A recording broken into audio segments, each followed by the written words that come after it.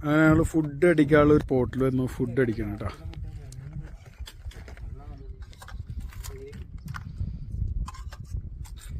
നല്ല വൈബ്.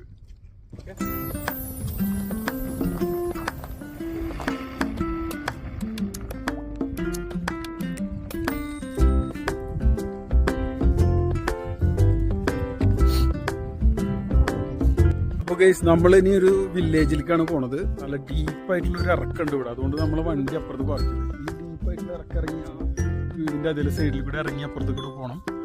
ഇനി പോകുന്ന വഴി കാണിച്ചില്ല. നമ്മളെ വണ്ടി സേഫ് ആക്കാൻ വേണ്ടി അവിടെ പാർക്ക് ചെയ്തിട്ടുണ്ട്. ഞങ്ങൾ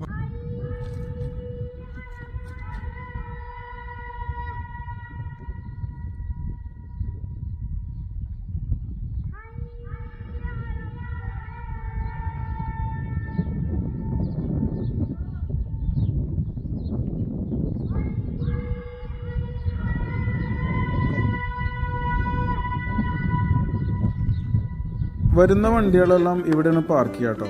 ഇനി അത് കഴിഞ്ഞാൽ നമുക്ക് ആ ബിൽഡിങ്ങിൻ്റെ സൈഡിൽ കൂടെ താഴോട്ട് ഇറങ്ങാനുള്ള വഴിയുണ്ട്. അവിടുന്ന് അങ്ങനെ നടന്ന് താഴോട്ട് ഇറങ്ങിപ്പോ.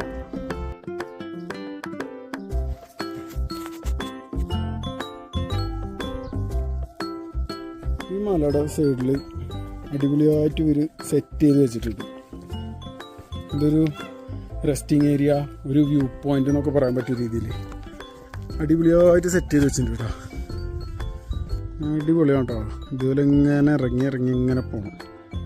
സ്റ്റെപ്പുകളോ കണ്ടില്ല, തിരിഞ്ഞ് വളഞ്ഞ് തിരിഞ്ഞു ഇങ്ങനെ ഇതുവഴി ഇങ്ങനെ ഇറങ്ങി പോയി അതുവഴി ഇങ്ങനെ കറങ്ങി അടിപൊളി നല്ലൊരു ഏരിയ കേട്ടോ.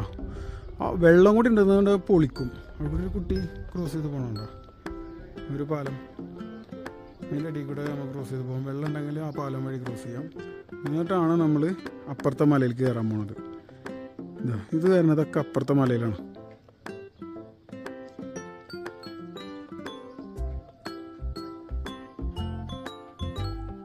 അടിപൊളി. ഇത് സോളാറാണ് സാധനം.